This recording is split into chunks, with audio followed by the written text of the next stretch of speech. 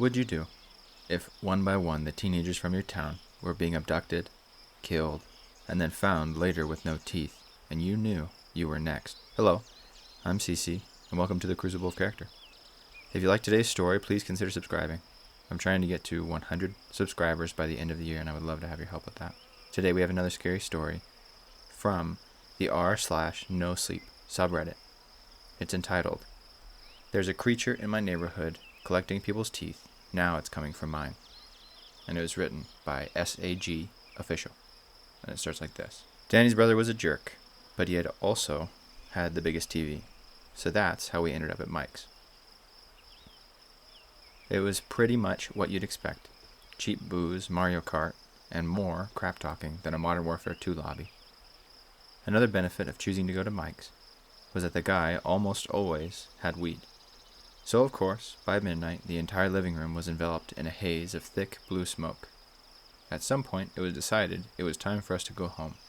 By Mike, if you can believe it.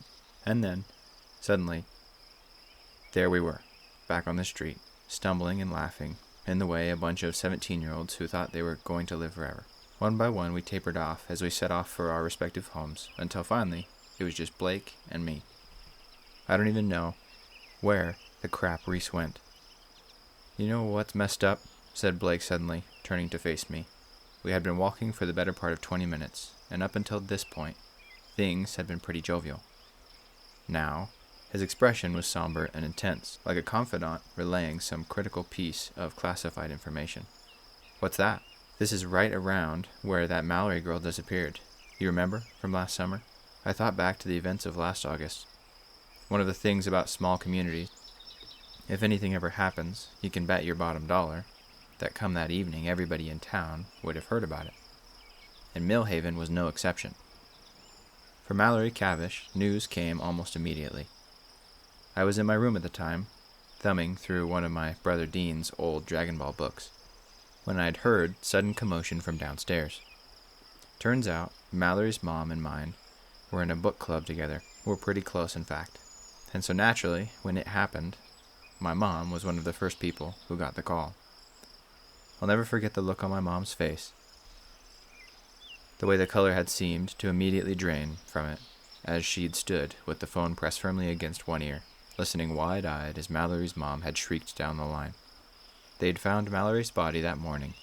I later learned, while details of exactly what had happened to her were scarce. Rumor has it, when they'd found her, whoever killed her had gone ahead and removed all of her teeth. If you believed some, and many do, this happened before she died. But, of course, that could just be small-town talk.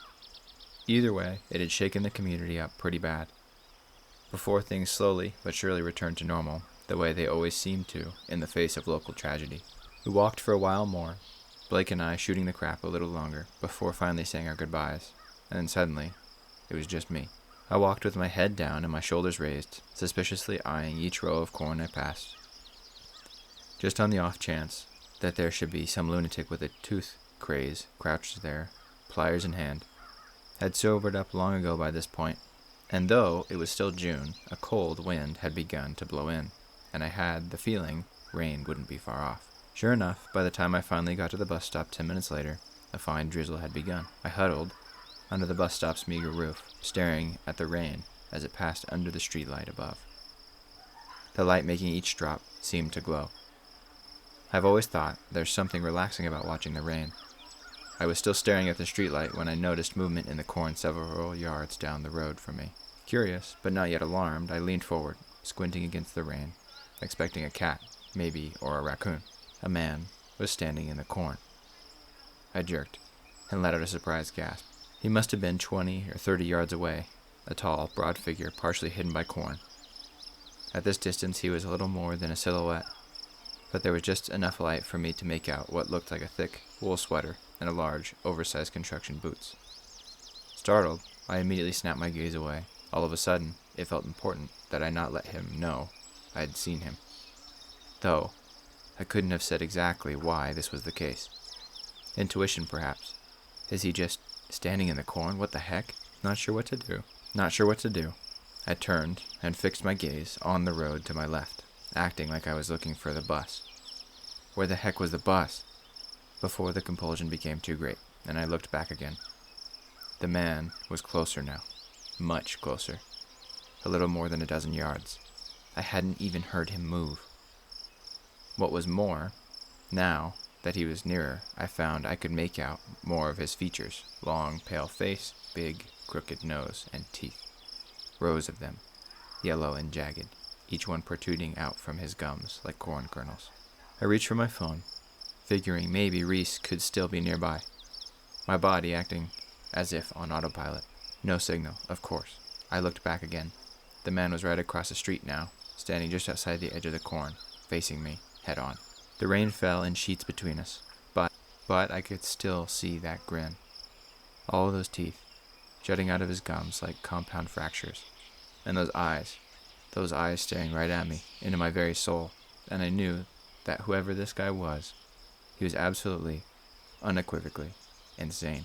I went very still, as a brief fight or flight struggle ensued in my mind. I was just steeling myself to run when suddenly a pair of headlights crested the hill to my left. A hydraulic hiss followed shortly after, as the bus rolled to a stop right in front of me. I didn't wait around.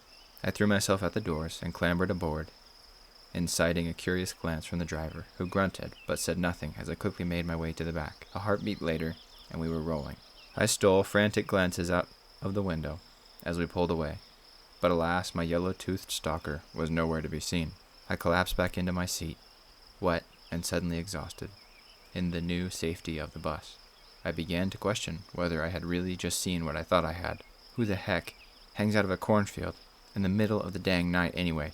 I let out a short laugh as the obvious suddenly dawned. No, stupid. Not a man. It was a scarecrow. You're in a cornfield. That's what you saw. Feeling reassured, I slumped down further in my seat, listening to the pattern of rain as the bus continued to rumble along. We passed one stop, two. I was just starting to relax again when all of a sudden the doors flapped open and I sucked in a breath. No way. I watched in mute horror as the man from the corn slowly stepped onto the bus. In the new lighting, I could see my initial impressions of the guy had been way off. He wasn't just tall, he was gigantic. So tall, in fact, he had to stoop a little to stop from banging his head on the bus's ceiling. Thin strands of raven black hair hung from his mostly bald scalp, framing a pale face and two piercing blue eyes, so wide the whites showed all around the iris. As if hearing my thoughts, he suddenly turned his head towards me, his eyes finding mine, and he grinned, once more affording me a perfect view of his awful kernel teeth. All the air left my body. There was no way he could have made it here in time to catch the bus. Even if the guy had run at full sprint, there was just no way. His boots slapped wetly against the vinyl floor as he made his way down the aisle towards where I sat. I looked around for help, but of course there was no one. Probably wouldn't have mattered even if there was. There are no good Samaritans on public transport.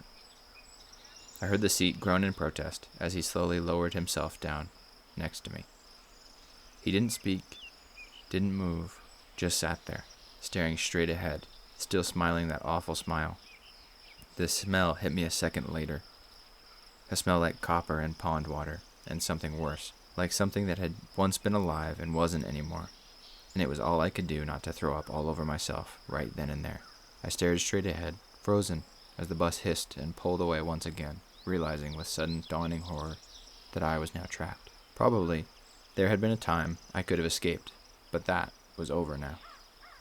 Did you know your teeth are the only part of your body that can't heal themselves? His voice, when he spoke, was impossibly low, as if summoned from somewhere very deep, but ragged too, like bones being dragged over concrete. It was the sound of glass breaking, children choking, just the worst sound I had ever heard. What? A person has 32 adult teeth, he continued, unless they lose some, or take extras. They're also the only part of the human body that won't rot away. Think about it. Every part of you, gone, except for your teeth. He turned his head to look at me, and I was unsurprised to find he was grinning again. I see you, and you see me. We see each other. That makes us friends, and friends share everything, even their secrets. He leaned in close. Can I tell you a secret?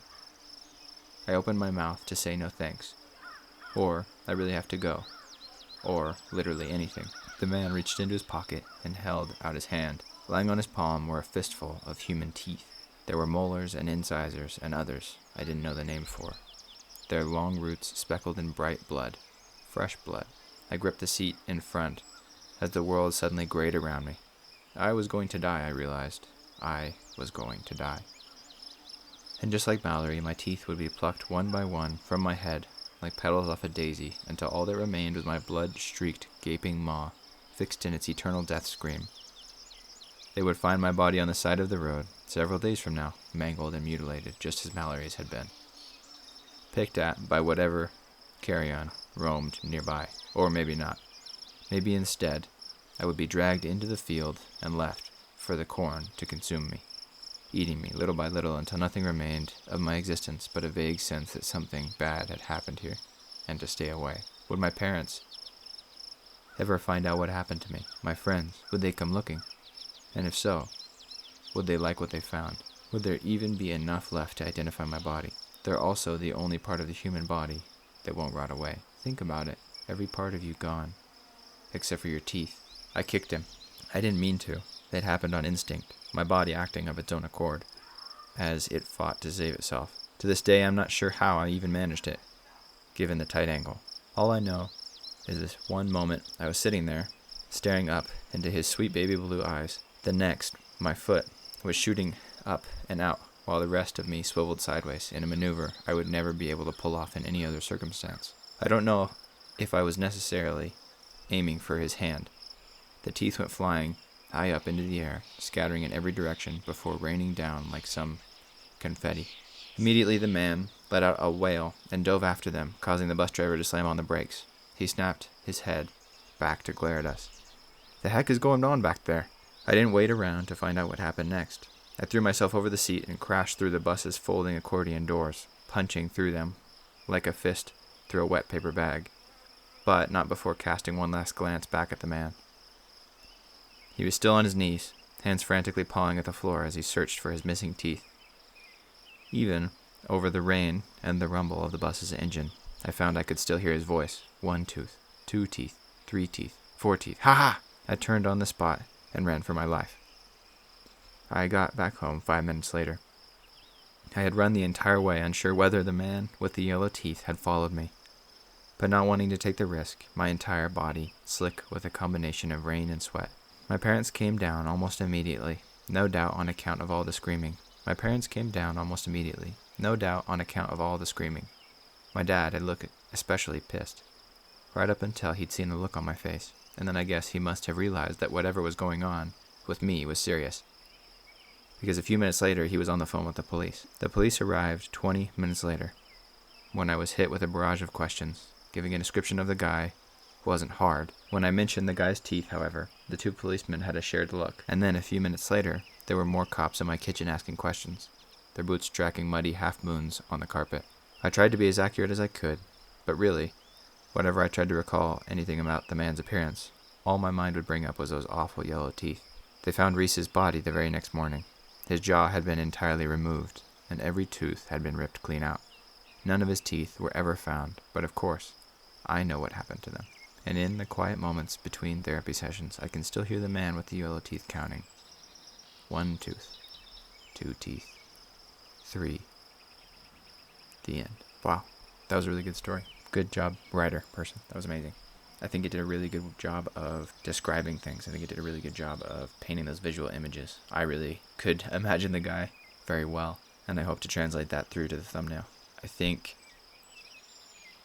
that this kid is actually super smart, and his brain being able to just kick it into overdrive and produce that absolutely fantastic idea is awesome.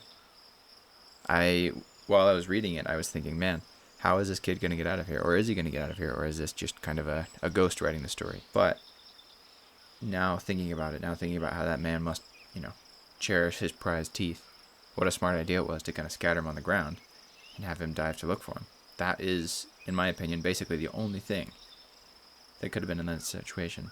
So I don't know that there's anything different that could have been done in this story. Maybe, just maybe, don't go home alone at night, right? don't walk home alone at night. That's just kind of not the smartest idea. I live in a big neighborhood. It's not quite in the middle of nowhere with cornfields everywhere, but it is really close to the desert, and my house backs up to the desert. So if you go out my front door, you could probably walk for 10 or 20 miles and not really see anybody. Just have it be desert. So there has been a few times when I've walked home alone at night, and it gets to you really, really quickly. I don't know that I could make it, 20 minutes from a friend's house, because 5 minutes of walking was enough for me to start losing it and just start sprinting until I was in the door. And then collapse on the ground, just breathing super hard. With that being said, I think that the person that we can learn from a lot in this story is not the protagonist, but the antagonist. I think we definitely don't pull people's teeth out, that's for sure. But I think something that can be learned is the thing we're going for in life our weakness? Or is it our strength? I think oftentimes we prioritize the outcome and we don't kind of think about the justification or the means by which to obtain the ends. I know that in my life it's definitely been easy to just keep pushing, just keep going, trying to hit that end and not really care about anything in between. But at the end of the day, that is what makes us weak. That is, the whole point of doing things, right? Is to learn along the way. You don't become Mr. Olympia for, the trophy at the end or the medal. You do it, and the byproduct is also that you learn discipline, and you learn how to eat right, and you learn how to work out really well, and you learn how to create your body into the greatest thing ever, right? I think oftentimes we get so tunnel visioned by the ends that we don't even realize what the means are doing for us in our lives daily. So with that, I'd love to invite you all to ask yourselves, what are you going for in your life? What is your goal? How are you working to achieve it? And is that means a weakness or a strength? And with that, thank you all so much for watching. I love you all. I'm Cece, and once again, if you enjoyed today's video and you made it to the end, please consider subscribing. I'd really appreciate it. I really appreciate all the love that my videos have gotten recently, and every thumbs up and every subscriber just makes me want to do it more. Again, I love you all. I hope you all can be better people for my videos.